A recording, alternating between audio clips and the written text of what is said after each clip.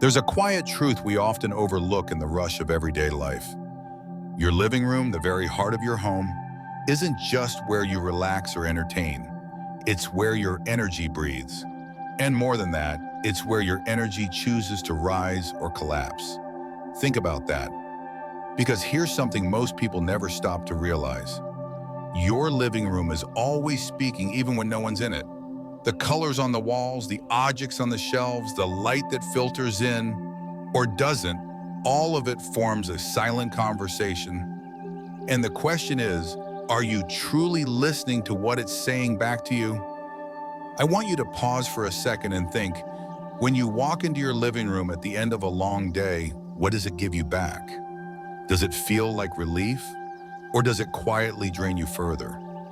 Do you feel supported or slightly unsettled without knowing why? Because I can promise you, most people don't realize how often their living room becomes a mirror for everything they're struggling with. Stuck finances, constant tension with family, emotional fatigue that doesn't go away no matter how much sleep you get. These aren't just personal issues. In Feng Shui, these are spatial reflections, subtle energetic echoes that begin where you live, especially in the living room. Why, brah? Because this space is the energetic command center of your home. It's where energy enters, gets stored, gets stirred, and if you're not careful, gets stuck. It's where your guests are welcome, but more importantly, it's where your own thoughts are hosted, where your subconscious rests or wrestles. What you place here, the artwork, the colors, the lighting, even that one object you've stopped noticing, either lifts you slowly toward peace or pulls you quietly into stagnation. And the most dangerous part, you usually don't feel it happening, not at first. You just notice that things don't seem to move forward. Opportunities pass you by, arguments flare over nothing. You feel like you're trying, but something's resisting. So today I want to shift that. Because once you understand how to intentionally curate what lives in your living room, you begin to rewire the energy of your entire home. And when the energy in your home shifts, your mind, your health, your relationships, and yes, your income start shifting too. This isn't about superstition or strict rules. This is about subtle alignment, about reimagining the space you walk into every day and asking yourself if it's really built to support who you're becoming or just echoing what you've survived. So if you're here because you felt off and couldn't name why, if you've been working hard but still feel like luck and ease never find you, I invite you to stay with me. Because this video may not just explain what's happening in your living room, it may explain what's been quietly holding you back for years. And here's my only ask before we dive in. If you find even a single moment of clarity in this video, if something clicks or softens or resonates with you, would you offer a simple gesture in return? Hit that like button, share it with someone whose home deserves harmony, or subscribe to our channel, New Day Mindfulness, so we can reach more homes, more hearts, and help more people align their spaces with who they truly are. We're on a mission to help 5,000 homes become places of clarity, not chaos, places of peace, not pressure. And it begins right here, one room at a time. So take a breath, look around, and let's begin with what you've overlooked the most, your living room. Number 1, symbolic art that tells the right story. It's easy to dismiss what hangs on our walls as mere background noise. Pretty distractions, souvenirs from a gallery visit, or gifts we framed without thought. But here's the deeper truth that most people never pause to consider. Every image in your living room holds a vibration, a quiet frequency that either grounds your energy or disturbs it, either elevates your focus or fractures your peace. This isn't about style or taste. It's about symbolism, alignment, and the subconscious stories you surround yourself with. Because when it comes to Feng Shui, your walls are not just surfaces, they are spiritual speakers. And what they say, you hear even if you don't realize it. Let me ask you something gently and honestly. When you walk into your living room, what does it feel like? Not the furniture, not the color of the walls, but the feeling underneath. Is there a sense of calm there, of renewal? Or is there tension you can't quite explain? A vague unease? Because more often than not, that feeling isn't random.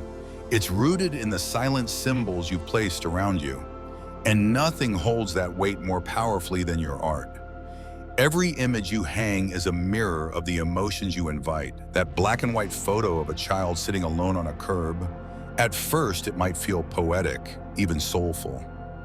But subconsciously it reflects solitude, distance, and longing. That abstract painting of red slashes and chaotic brushstrokes.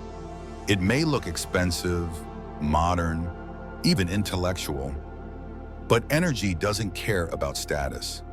It cares about stability, and what that chaos sends out, your nervous system absorbs. Let's step back for a moment and reframe what art really is from a Feng Shui perspective. Art is emotional architecture.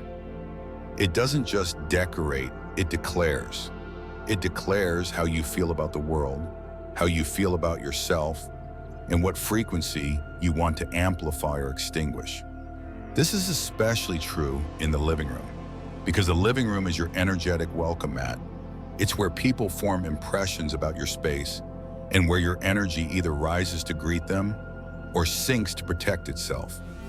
In many of the homes I've visited over the past 20 years, whether modest apartments or million-dollar estates, the same mistake keeps repeating itself.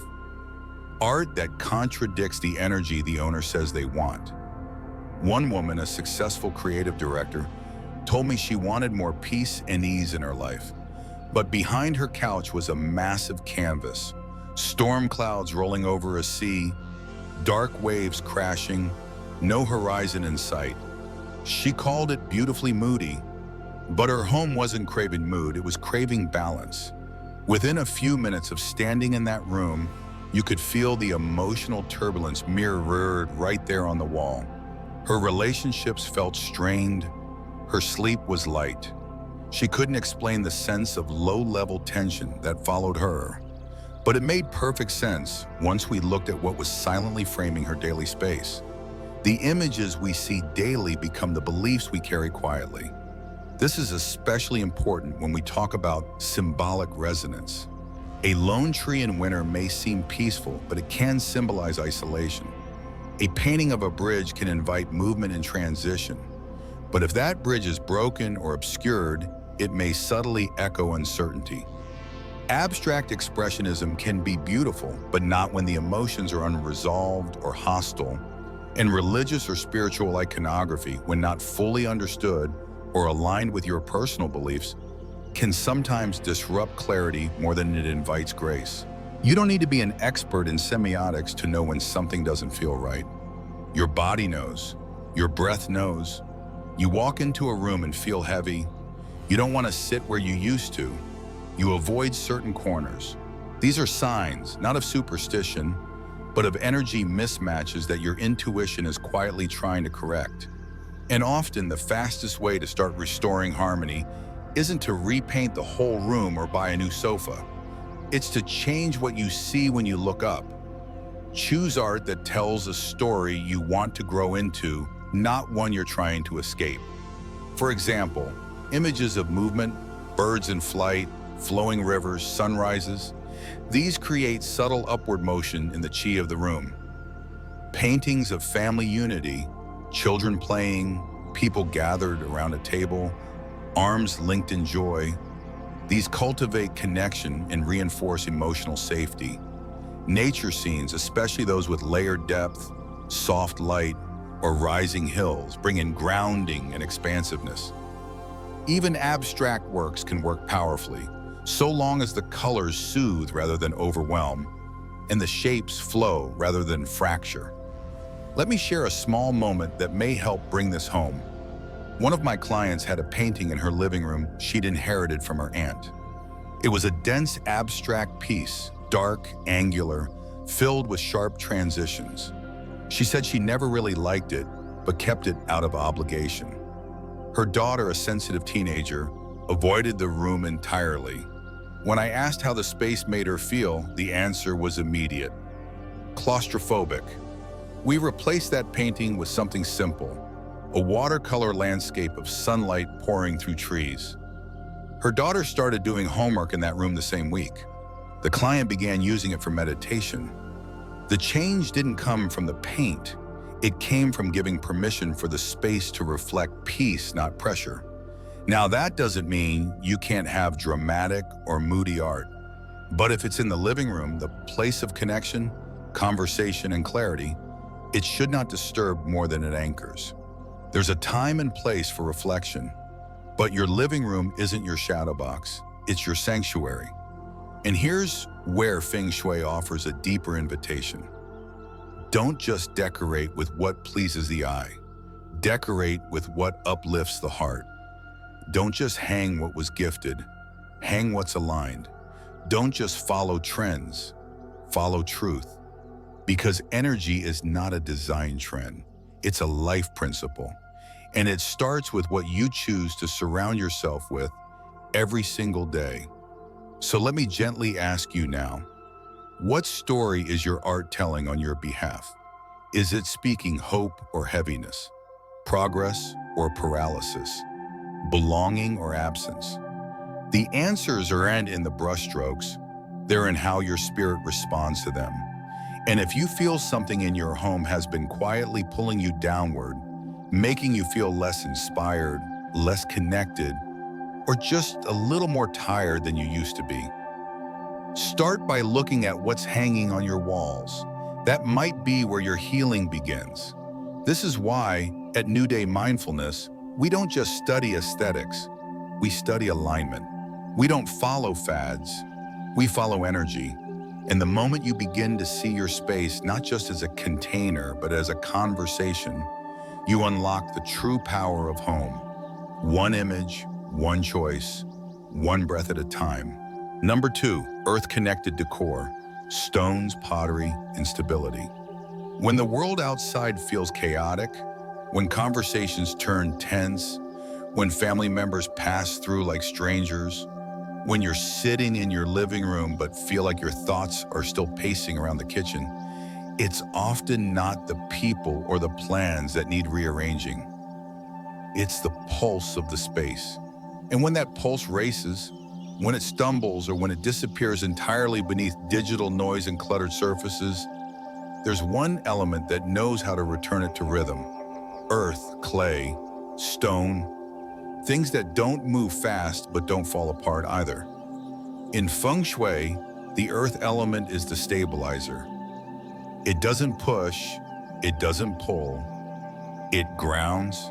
And there's a very specific reason we need grounding most in our living rooms. Unlike a bedroom, which holds rest, or a kitchen, which activates nourishment, the living room is the home's emotional square.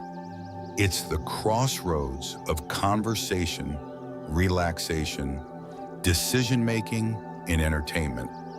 It's where laughter bounces off walls, and where arguments sometimes leave an invisible stain long after the words are gone. It's where guests walk in and intuitively decide whether they're welcome, and where you, even on your own, feel the difference between sanctuary and static.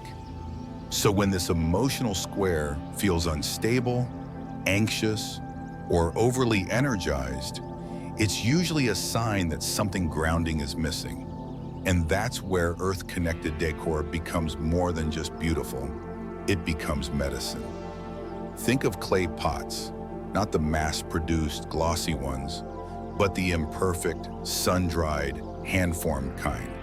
Think of a stone bowl on your coffee table, cool to the touch, unchanged by seasons. Or terracotta tiles that don't scream for attention, but silently anchor the space like a low heartbeat. These are not just objects. They are memory holders. They are continuity. They are the reason your space doesn't fly away with your thoughts every time life gets complicated. Let's take this a little deeper. Feng Shui divides energy into 5 elemental forces: Wood, fire, earth, metal, and water. Earth sits at the center of this cycle. It nourishes metal, contains water, tempers fire, and supports wood. It is the balancing point. And when earth is missing in a living room, especially in homes that are decorated with too much sharp geometry, synthetic textures, or cool tone color palettes, people tend to feel off in ways they can't explain. Their plans don't land. Their families talk, but don't connect. The television is always on, but joy feels turned off. This is not aesthetic imbalance. It's energetic misalignment. Now, here's the point that often surprises people. Grounding decor doesn't need to be expensive, exotic, or even obvious. In fact, the most effective earth elements are usually the quietest ones. A sand-colored rug with natural fibers, a low wooden bench with stone inlay, a ceramic bowl that has a chip, not a flaw, but a story. These things don't jump out at you. They don't try to become the center of attention, but they change the way you breathe when you enter the room. They invite your body to relax, and when your body relaxes, your energy begins to recenter. Let me give you a real example. A client of mine, a young professional living in downtown Chicago, once showed me her living room during a virtual consultation. It was chic, ultra-modern, and utterly cold. Every surface was polished. The colors were grayscale, the art was abstract, and while everything was coordinated to perfection, she told me she could never sit there for more than 20 minutes without grabbing her phone or pacing into another room. I asked her to introduce one simple item, a hand-formed stone bowl from a local artisan market. It wasn't particularly ornate, but it had texture, weight, and presence. Within a week, she moved it to her coffee table. Then she added a soft clay lamp, then a woven earth tone throw. A month later, she sent me a message. "I don't know what's changed, but I finally feel like I live here." That is the power of grounded energy. It's not loud, but it lasts. It doesn't try to fix your life. It simply gives your life a solid place to stand.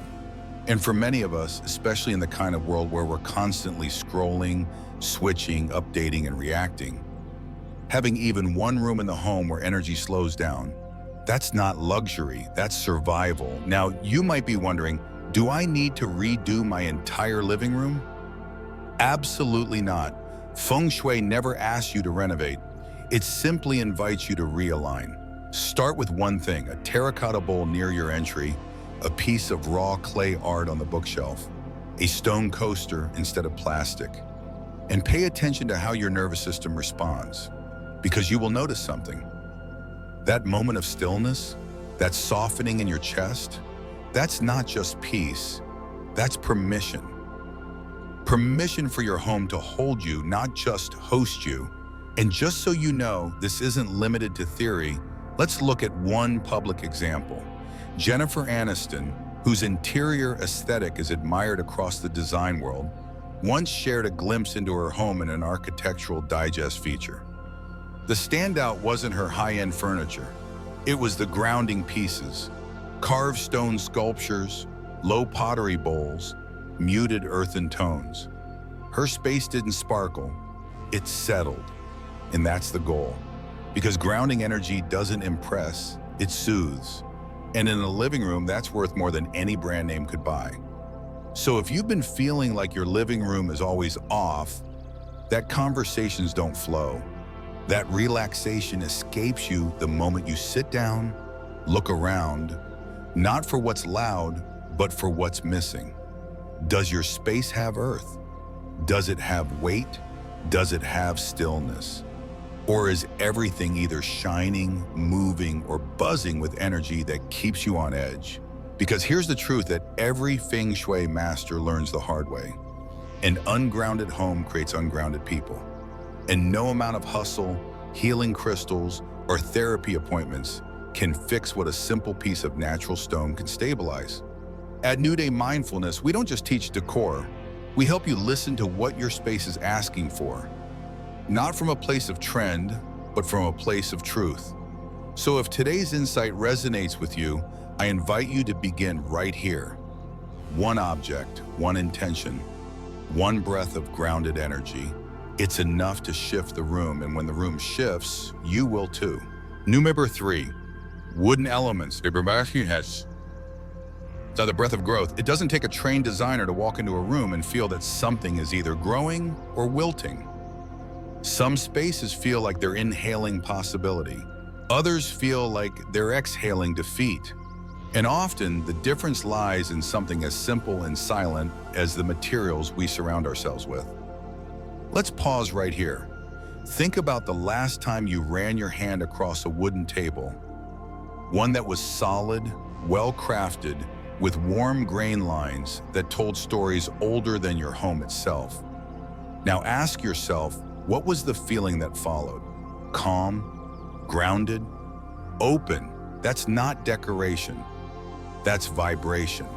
And that's what we're about to explore. Because in Feng Shui, wood isn't just a design choice. It's a declaration of life.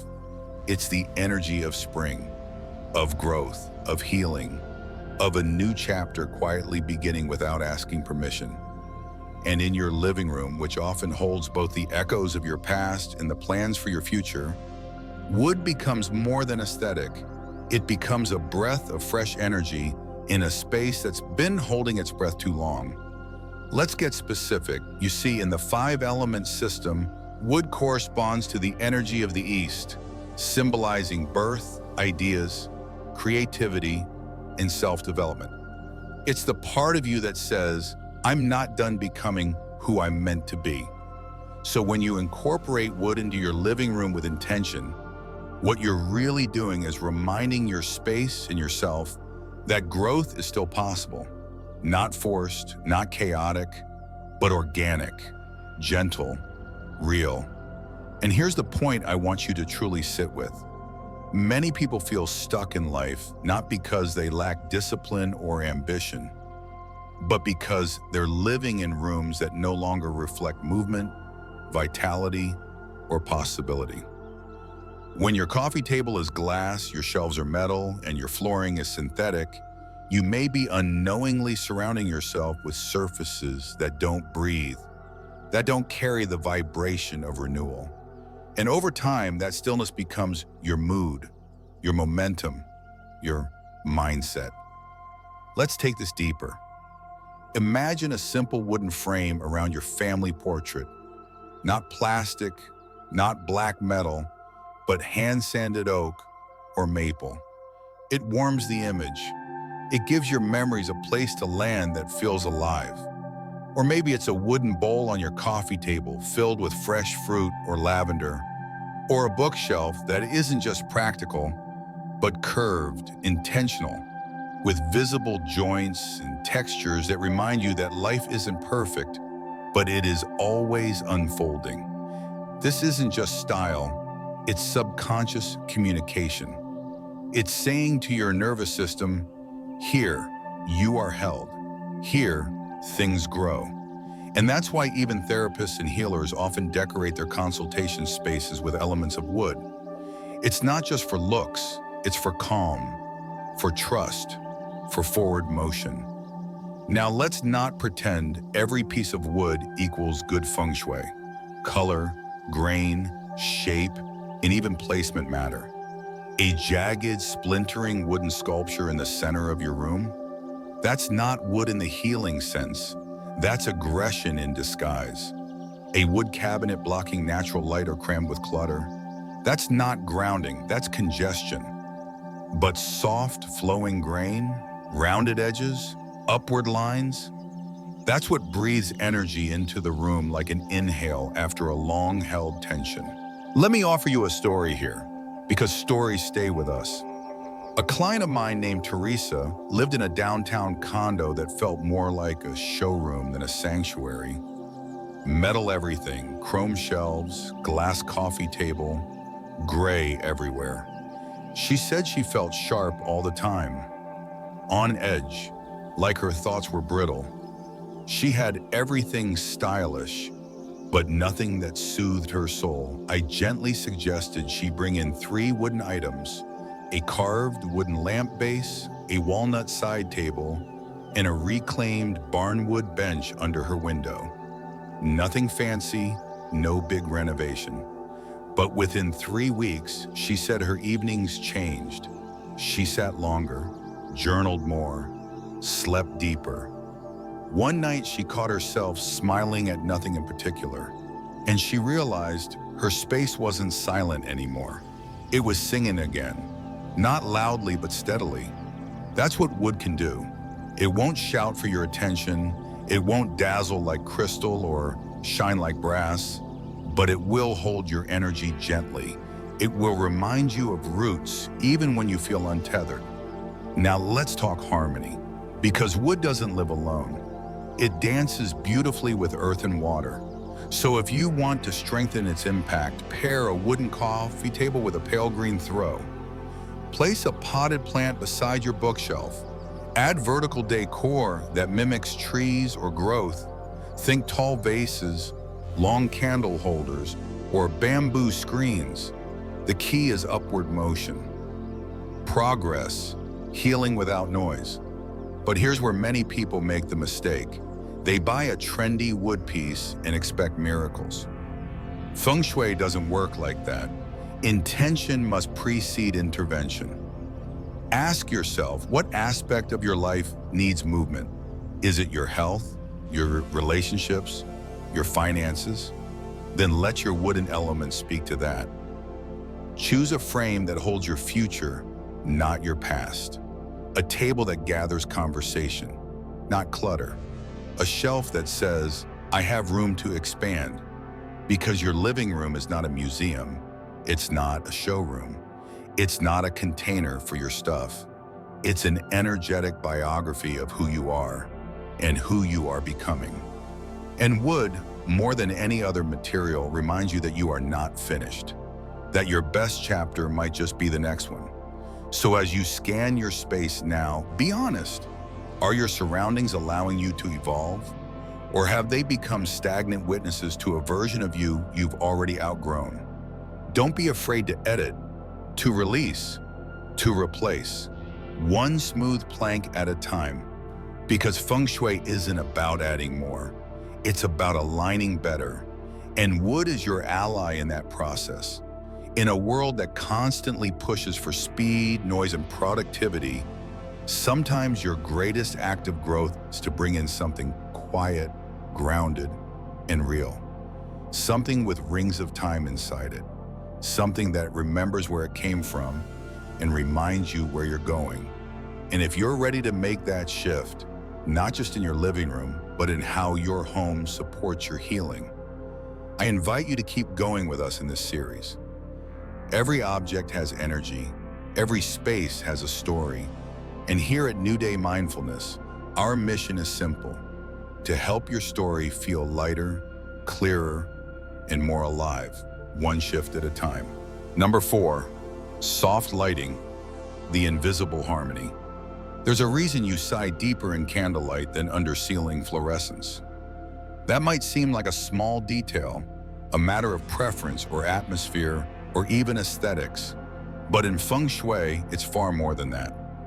Lighting is not just how we see a room, it's how we feel inside it. It tells the nervous system when to brace, when to relax, and most critically, when we are safe enough to truly arrive in our own space. Let's take a quiet moment and consider this. You walk into your living room after a long day. The overhead light is bright, almost sterile. It casts harsh shadows behind your furniture, reflects coldly off the coffee table, and drains the warmth from your walls. Your shoulders stay tense. You don't know why, but you don't want to stay in that room long. You reach for your phone, you pace, you think of things you forgot to do. Now imagine the same moment, but instead of that harsh glow, the space is lit by a soft lamp tucked behind the couch. The light glows amber through a linen shade. A warm pool of radiance gathers near your reading chair. There's a gentle flicker of candlelight nearby. Nothing is blaring. The room feels like a gentle exhale. You want to sink into it. That is the invisible harmony soft lighting creates. And that is the difference between surviving your evening and actually restoring in it. Your nervous system is constantly scanning your space to decide whether you are safe enough to relax. Soft, layered lighting tells your body, yes, you can exhale now. From a Feng Shui perspective, lighting is pure yang energy, bright, activating outward.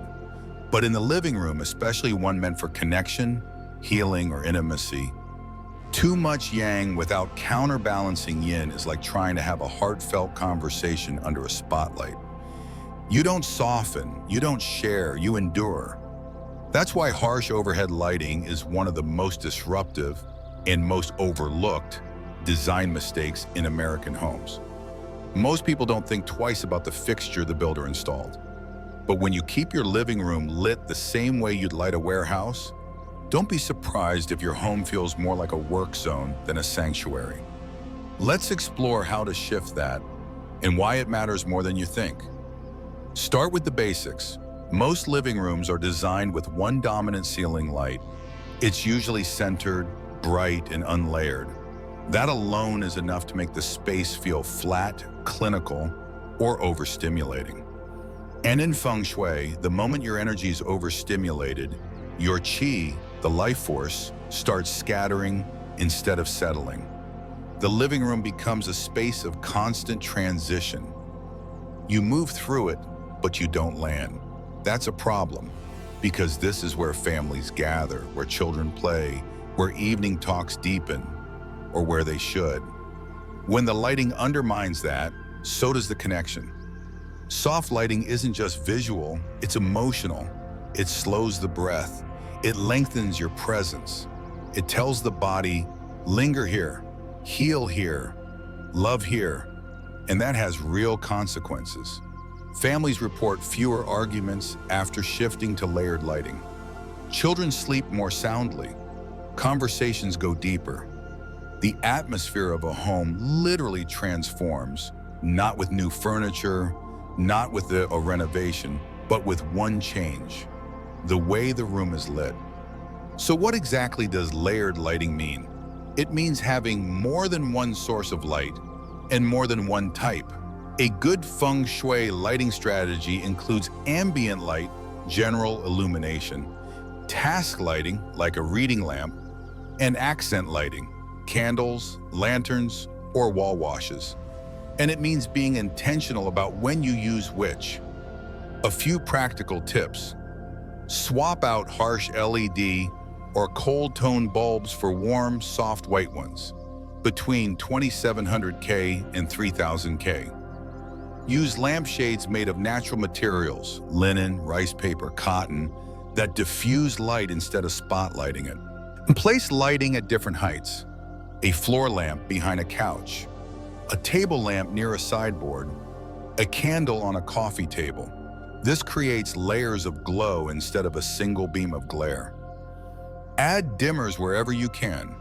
This alone is one of the most underrated Feng Shui upgrades. For less than the cost of a dinner out, you gain total control over your emotional tone at any hour of the day. One of my clients, a single father in his mid-40s, shared this after switching his living room lights. I didn't realize how much tension I carried into my evenings until the first night I walked into my home and it didn't feel like a hospital. My daughter noticed too. She said it felt softer and asked to play on the rug again. We hadn't done that in months. This is how light heals. Not with magic, but with mood. Not with spectacle, but with presence. There's another layer worth considering. In Feng Shui's 5-element theory, different types of lighting correspond to different elements. Bright, white light leans toward metal, sharp, clear-cutting. It's excellent for focus, but if overused in the living room, it can make conversations short, emotional tone cold, and laughter scarce. Warm, yellow, or amber light connects more to earth, nurturing, steady, supportive. It stabilizes the room, grounds emotions, and makes people feel held. Candlelight especially is a low-level fire energy. It can stir connection, intimacy, creativity. But even this needs to be balanced. Too many candles can stir drama. One or two, carefully placed, can invite depth. Now let's touch on color. Lighting doesn't exist in a vacuum. It reflects off everything in the room. If your walls are pale gray, your light will carry a cool tone. If they're warm beige or earth-toned, your light will feel warmer. Even your furniture affects it.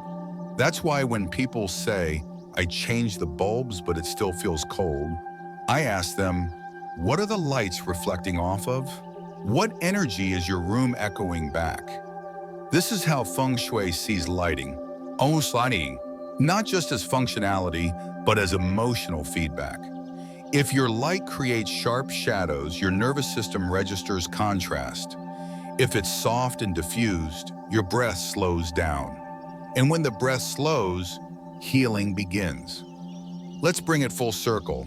Your living room is where your energy returns to reset. But it can't reset if the environment keeps triggering subtle defense mechanisms. Too much light says stay alert. Too little says stay asleep. The right light says welcome home.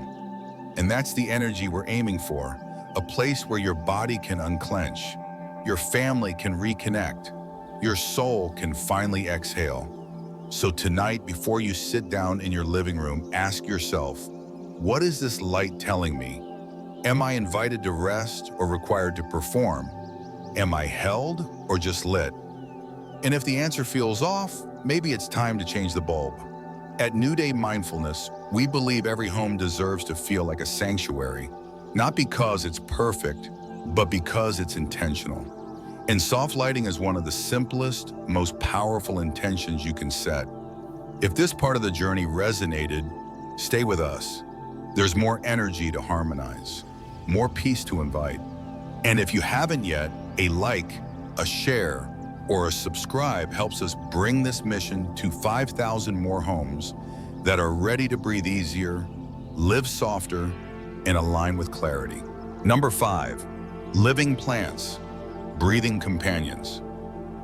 It's not a coincidence that the most peaceful homes often contain the quietest life forms. Think back to the last time you walked into someone's living room and immediately felt a sense of calm. Maybe you couldn't quite put your finger on it. There was no music playing, no candle burning, no ocean view, but still, something in that room softened your breath and silenced your inner noise. If you looked more closely, you likely would have found a plant quietly thriving in the corner, a little jade tree perched on a table, or a money tree stretching upward beside a soft sofa. These aren't just decorative afterthoughts. In Feng Shui, they are energetic witnesses, living companions that absorb, filter, and circulate life force, silently keeping the qi in your space fresh and flowing. Let's say this clearly. A living plant is not a background object. It's a breathing presence. It doesn't need to speak or move to affect you. It simply grows. And that, in itself, shifts the energy of the room. A home without plants may feel clean and organized, but it can also feel sterile, stagnant, or emotionally flat. On the other hand, a home with even one healthy plant begins to send a completely different signal to your subconscious. Here, growth is possible. Here, something is alive. But let's go deeper than aesthetics. Because Feng Shui isn't just about beauty, it's about symbolism, energy flow, and emotional resonance. So when we talk about plants in the living room, we're talking about the kind of energy you want to welcome into your central space. We're talking about the power of daily symbolism, what your surroundings tell your nervous system every time you pass through them. Here's the first thing to remember. Healthy living plants invite fresh qi, uplift the wood element, and symbolize upward movement. That's not just metaphor. The wood element in Feng Shui is associated with vitality, flexibility, personal growth, family harmony, and new beginnings. So every time you walk by that pothos trailing toward the floor, or the tall snake plant stretching to the ceiling, your body registers. Something is moving upward, something is growing, something is alive. And slowly, so do your thoughts, your moods, your motivation. You start to breathe a little deeper, not because someone told you to, but because your environment reminded you it was safe to do so. Now let's name some of the best breathing companions you can welcome into your living room, and what each one brings into your energy field. The snake plant, with its architectural form and air-purifying properties, is often called the bedroom plant. But don't overlook its power in the living room. It's vertical, resilient, and unassuming, traits that inspire both structure and grace. The upward motion of its leaves echoes ambition without pressure. It helps break stagnant energy, especially in rooms that feel low or disconnected.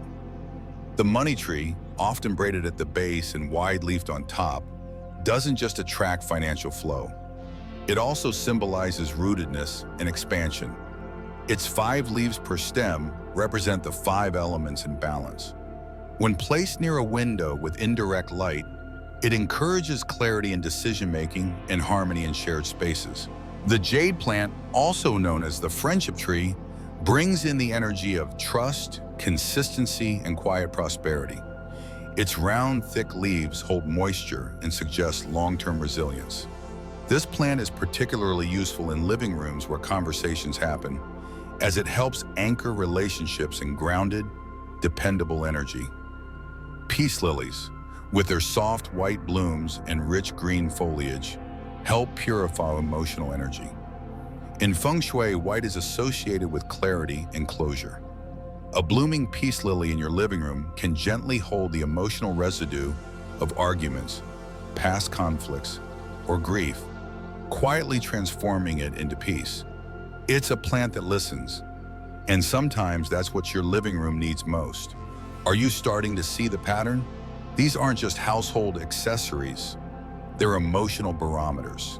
Their condition reflects the condition of your environment and sometimes your spirit.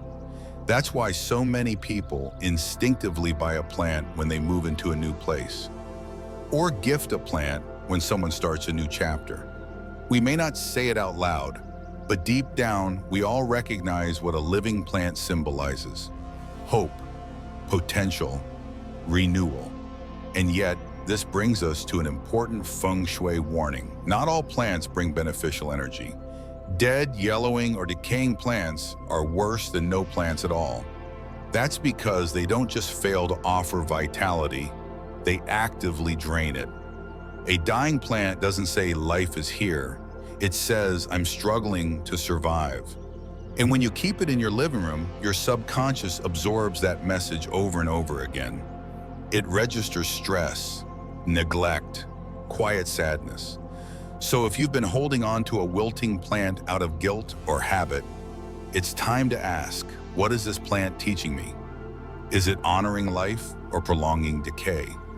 The same goes for overly thorny plants like cacti or roses with prominent thorns. While they may be beautiful in desert climates or symbolic gardens, in the living room they often create what Feng Shui experts call sha-qi, cutting energy. It's a subtle form of energetic aggression. Their sharpness suggests boundaries, defensiveness, and emotional armor. If your goal is to create a welcoming, restorative living room, thorny plants may send the wrong signal to your guests and to yourself. There's also the issue of artificial plants. Now, not all faux plants are problematic. Some are beautifully crafted, dust-free, and placed intentionally. But many others are neglected, faded, or positioned where real plants would never grow. And that's where the energy gets muddy. Feng Shui teaches that authenticity matters. What you fake, you eventually feel. So if your living room is full of plastic vines and dusty silk leaves, ask yourself, what story am I repeating every day? Is it one of convenience or one of intentional care? That leads us to this final and most profound point. A plant is only as healing as your relationship with it. In other words, it's not just the species that matters, it's how you interact with it. Do you water it with attention or out of obligation? Do you notice its leaves?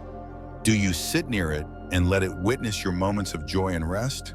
These small acts of care become rituals of presence. And in Feng Shui, presence is everything.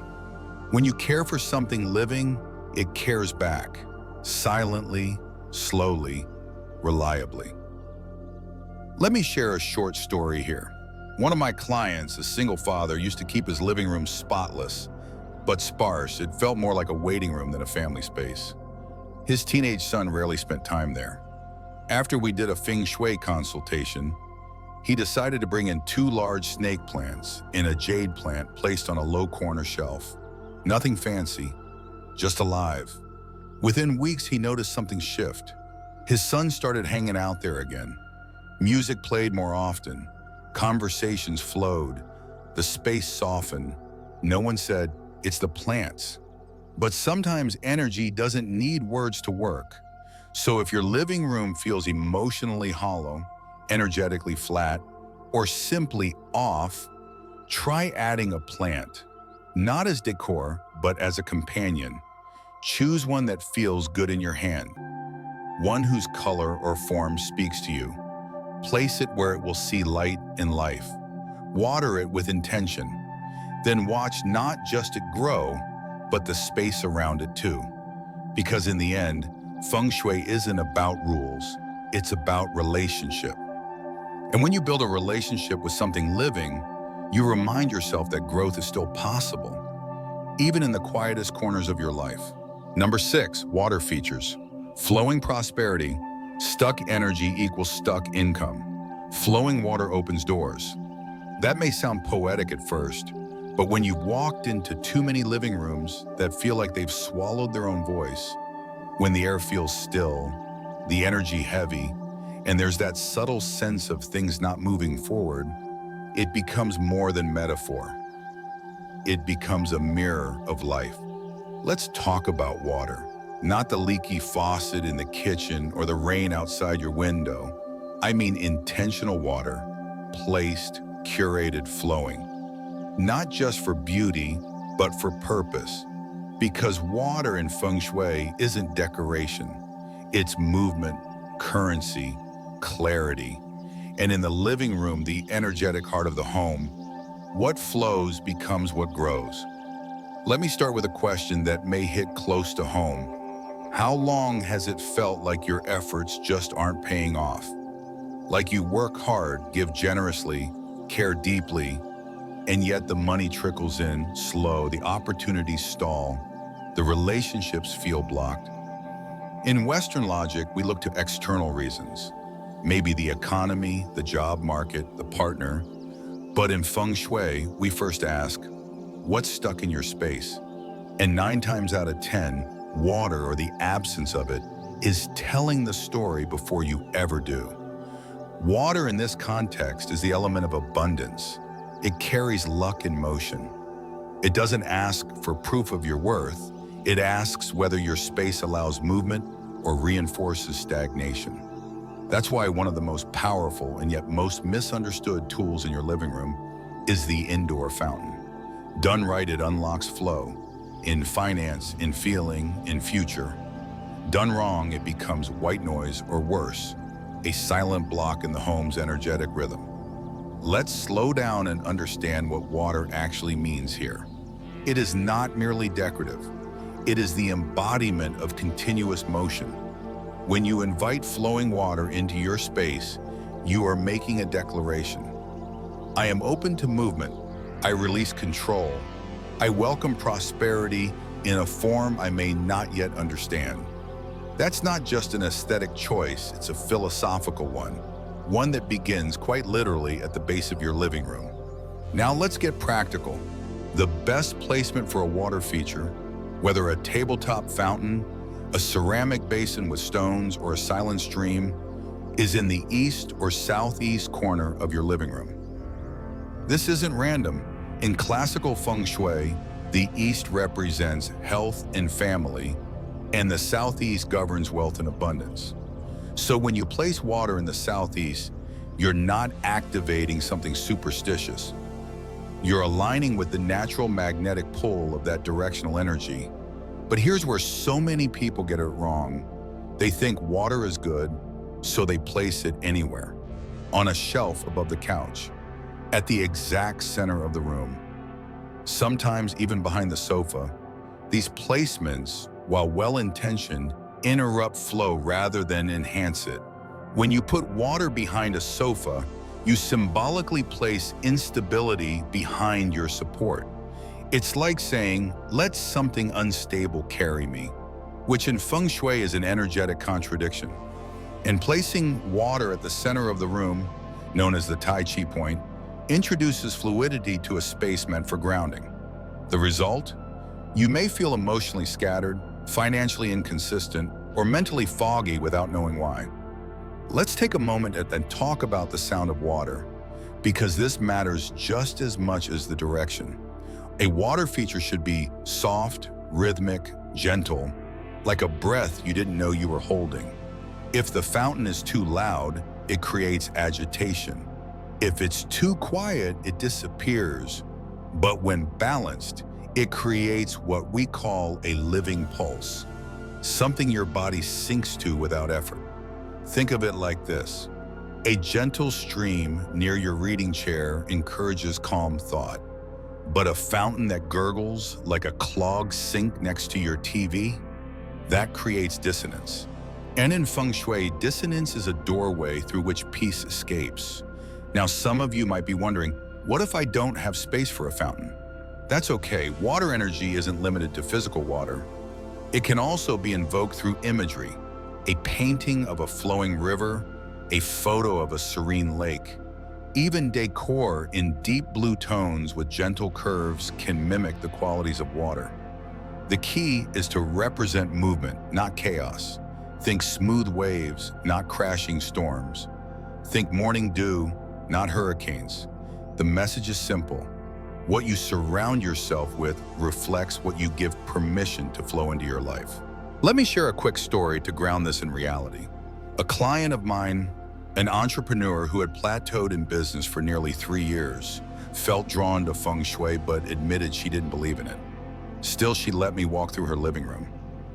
What did I find? A broken aquarium filled with fake plants and no water, sitting exactly in her southeast corner. She laughed when I pointed it out. "I've meant to throw that out for years," she said. I simply nodded. 2 weeks later, she replaced it with a gentle tabletop fountain, framed by 2 small jade plants. Within 6 weeks, she closed a deal she'd been chasing for almost a year. Now, I won't pretend the fountain caused the contract, but I do believe this. When energy is invited, opportunity responds. Let's go even deeper. There is a psychological reason water calms and restores. It mimics the womb, the first sound and sensation we ever knew. So when water moves beside us, we unconsciously return to that sense of safety and potential. In your living room, that matters, because this is the place where your mind resets, your relationships play out, your intentions get whispered or ignored. When you allow water to whisper alongside you, you signal to your subconscious, here we are safe, here growth is possible. But let me offer a gentle warning. Stagnant water is worse than no water at all. A fountain with green algae, a bowl with dusty stones and no refill, even a vase where the water hasn't been changed in weeks. These represent dreams neglected, energy forgotten. They are silent clutter, not just visual, but vibrational. So if you choose to invite water, do it fully, maintain it, listen to it. Let it become part of the living rhythm of your space. Because in Feng Shui, half-hearted symbols carry more confusion than clarity. Let's talk design for a moment.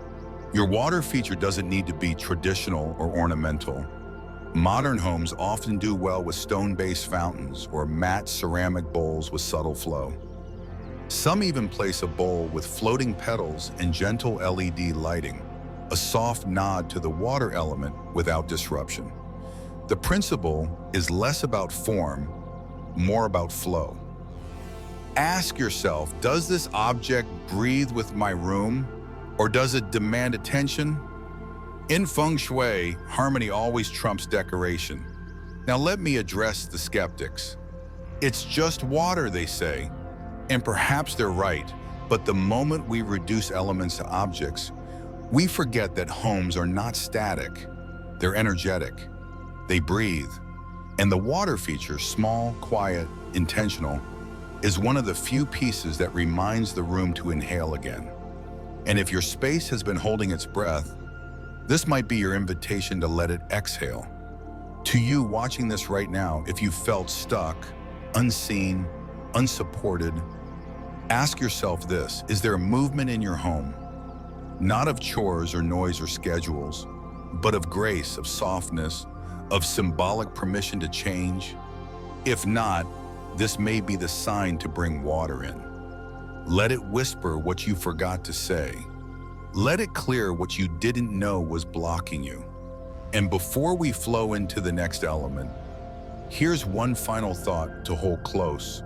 Water doesn't rush. It doesn't push. It simply finds a way. And maybe your next breakthrough won't come from effort, but from allowing the right energy to move through. You don't have to figure it all out. You just have to stop blocking what already wants to arrive. If this section resonated with you, if it brought even a small moment of clarity, know this: that's the power of energy. It speaks in ripples, not demands. And your living room, your life, deserves flow. As always, if this helped even a little, leave a comment with your reflections or subscribe to help us bring more mindful design to 5,000 homes. At New Day Mindfulness, we don't believe in superstition. We believe in alignment, and the smallest shift can create the biggest flow. Let it begin with water. Number 7, personalize symbols, anchoring your why. When your home remembers who you are, you remember why you're here. It's not just a beautiful sentiment. It's a principle that sits at the center of authentic Feng Shui. Because let's be honest, we often think of energy in big, sweeping gestures: rearranged furniture, bold color palettes, lucky objects that we were told would bring in fortune or harmony. But there's something deeper than placement or material. It's intention, and more than that, it's memory. Not the kind locked in photo albums or tucked away in a storage bin. I'm talking about memory made visible, purpose made physical. That's what personalized symbols are. They don't shout, they don't glow, they don't follow a textbook definition of auspicious, but they carry something that no store-bought Feng Shui item ever can: your frequency. Let me tell you something I've learned in over 2 decades of working with homes and the people who live inside them. The most prosperous homes aren't filled with the most expensive art or rarest crystals. They're filled with meaning, and that meaning is rarely found in catalog spreads. It's found in the letter your daughter wrote when you were struggling, the plane ticket from your first solo trip that changed you, the pebble you picked up the day you said, "I will never live that small again." These objects seem ordinary to others, but to you, they're anchors, reminders, emotional compass points. And when you give them a place in your home, not hidden in a drawer but honored with intention, you create something no Feng Shui cure can imitate: an energetic link between where you are and where you're meant to go. Now let's bring that home to the living room. This space, as we've explored through each element and design choice, is not just for guests, it's for your evolution. It's where stories are told, silences are held, decisions are made. And that's why, of all the objects we've discussed, plants, wood, stone, lighting, water, this one matters most personally, because it's not chosen for aesthetic or balance alone. It's chosen for who you are when you're not performing. It's the object that whispers, "Don't forget your why." Here's a question that may challenge you. In your living room right now, what object reminds you of your purpose? Not your pain, not your struggle, but your calling. Most people can't answer that. They might point to an inspirational quote on a pillow or a framed stock image from a big box store that says, "Breathe." But those things, while nice, don't carry your specific resonance. Your home becomes truly magnetic when what lives in it reflects who you are becoming, not who you were taught to be. Let's explore what these symbols can look like. A frame noted from your child that says, "You're the best mom ever." That's not just sweet, it's identity. A keychain from the car you saved up for and finally bought on your own. That's not just sentimental, it's proof of capacity. A photo of you smiling, not the curated social media smile, but the one where your eyes are laughing and your guard is down. That's not just nostalgia, it's authenticity. These are not decor choices. They're declarations of worth, of journey, of belief. And when they are placed in your space with care, not cluttered, not hidden, but framed, set on a shelf, or given their own quiet corner, the entire room begins to resonate differently. There's something else here that needs to be said. Many people fill their homes with objects that tell old stories, trophies from careers they've outgrown, gifts from relationships that ended in pain, family heirlooms that carry more obligation than joy. And without realizing it, they're anchoring to an outdated version of themselves, one that no longer serves their expansion. This is the opposite of personalized power. This is ancestral weight mistaken for emotional resonance. And while not all old things must be cleared, they must be questioned. Ask yourself, does this represent my next chapter, or does it pull me back to one I've already finished? One of the most overlooked prosperity blocks I see in American homes isn't clutter. It's emotional confusion disguised as memory. It's holding on to the object because I should, not because I choose. And in Feng Shui, choice is sacred. It says, I am awake, I am aligned, I am responsible for what surrounds me. So here's a practical step that could shift your space more powerfully than buying anything new. Walk into your living room today and find one item that holds real personal power. Not general beauty, not trendiness, but story, identity. Put it in a place of quiet visibility, a shelf, a coffee table tray, the wall beside your reading chair. Don't over-decorate it. Let it breathe, let it speak, and just as important, remove one object that tells a story you no longer want to live, something that keeps you small. That represents survival, not expansion. That symbolizes who you had to be, not who you're becoming. Let me share a story. A man I once worked with had a sculpture of Atlas, the mythological figure holding the weight of the world, on a side table in his living room. He thought it was powerful, masculine, until we talked. It turned out he had been the strong one in every relationship, every family dynamic, and he was exhausted. I asked, is that the energy you want your space to keep reinforcing? He paused. Weeks later, he replaced it with a small bronze compass, a gift from his daughter after he quit a toxic job to pursue a passion project. Same table, same man, different energy. And that energy changed everything. You see, Feng Shui isn't about rules, it's about relationship. And the most powerful relationship you can foster in your space is the one between you and your why. That purpose you're not always sure how to name, but you know when you feel it. And when your environment holds a piece of that, you don't just feel more peaceful. You become more clear, more directed, more aligned. That's the real magic, not superstition, but symmetry between your heart and your home. Let's talk about scale. These symbols don't have to be large. In fact, some of the most powerful anchors are small. A shell from a beach where you made a decision that changed your life. A handwritten affirmation folded into a decorative box. A necklace you wore the day you finally felt worthy. These are the quiet witnesses of your becoming. And when they're placed with care, they don't just decorate, they amplify. The reason so many living rooms feel emotionally freight, it is because they're filled with generic stories. Furniture chosen for function, art chosen for trend, objects chosen for status. But when you add a symbol that holds your real voice, your story, your fight, your softness, everything changes.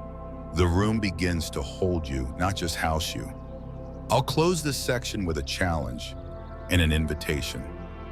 Walk into your living room as if you were a guest. What story does it tell about you? Does it say, I'm surviving or I'm rising? Does it echo your past or honor your purpose? If your space had amnesia, would it still know who you are? And if not, what symbol could you place today that would bring that memory home? Because your home is listening, and the object you choose to display, the one that holds your truth, might just be the compass that brings you back to yourself. So don't choose what's trendy, choose what's true. Final. Your living room isn't just a place, it's a permission. Sometimes we spend years looking outward, changing comes, chasing relationships and booking retreats, or reading self-help books, hoping something will finally click. But what if the shift you've been searching for isn't out there? What if it's already inside your home, quietly waiting to be recognized? Because here's the truth. The energy of your life doesn't begin when you walk out your front door. It begins where you sit, where you rest, where you gather, where you breathe. And in most homes, that place is the living room. It's not just a space for guests or Netflix or coffee tables, it's the emotional core of your entire environment. And everything you've allowed to live here speaks. The only question is, does it speak for the person you've become or the version you have outgrown? Over the past 7 sections, we've walked through symbolic art, earth-connected decor, wooden elements, soft lighting, living plants, flowing water, and personalized anchors, not as abstract ideals, but as invitations. Each one was a subtle door you could choose to walk through, and each one reflected a common pattern that many people overlook. You see, it's not uncommon to fill a living room with beautiful furniture and still feel emotionally tired in it. It's not rare to have great lighting and still feel creatively blocked. And most people, without realizing it, surround themselves with objects that echo confusion, pressure, or stagnation. Not because they want to, but because they never stop to ask, what is this really saying about me? That's the most common mistake I see. Not bad taste, but unconscious design. A painting that stirs anxiety instead of joy. A plant that's half dead but hard to throw away. A fountain placed in the wrong spot that disrupts rather than supports. And perhaps most overlooked, keeping relics from the past that no longer align with who you are today. These aren't small oversights. They are energetic messages, and they quietly shape the story your space keeps repeating. But the good news is this: energy isn't fixed, and your living room isn't a trap. It's a mirror. And the moment you choose to realign it, even with a single shift, you open the door to something new. That's what Feng Shui truly is. Not superstition, not rules on where to hang a mirror or place a rug, but awareness, presence, the realization that your environment is not neutral, it's active. It listens to your choices, reflects your emotions, and magnifies whatever you allow to remain. So today, you're not just walking away with tips, you're walking away with clarity. That maybe the heaviness you have been carrying isn't just from the outside world, it's been reinforced by what surrounds you. That maybe the reason abundance felt stuck or calm felt distant was because your space wasn't fully aligned with your essence. And the moment that changes, even with something as small as switching artwork, adjusting lighting, or choosing a meaningful object, your whole energetic field begins to shift with it. Let your living room become the first room in your home to truly support your peace, your purpose, and your becoming. Let it whisper your dreams back to you when you forget. Let it hold your softness without question. Let it inspire your next step forward, not trap you in a version of yourself that no longer fits. And remember, you don't have to do it all at once. One shift at a time is enough. One plant, one light, one object that carries your truth. At New Day Mindfulness, our mission is simple: to help you hear the silent conversation your space is already having with your spirit, and to give you tools to rewrite it in a way that supports your calm, your clarity, and your next breakthrough. We believe peace isn't just something you hope for, it's something you design into your life, object by object, intention by intention, moment by moment. So if this video helped you see your living room with new eyes, if it sparked a realization or helped you name something you've been feeling but couldn't explain, I'd love to hear from you. Drop a comment below or share your favorite insight, or tell me what you're changing in your space today. And if this video inspired you in any way, I warmly invite you to support this journey. Give it a like, share it with someone you care about, or subscribe to New Day Mindfulness so we can reach 5,000 aligned at homes. Your support helps me continue bringing these teachings to more people who, just like you, are ready to come home to themselves. Because your space isn't waiting for perfection, it's waiting for your clarity. Shall we begin the next journey together?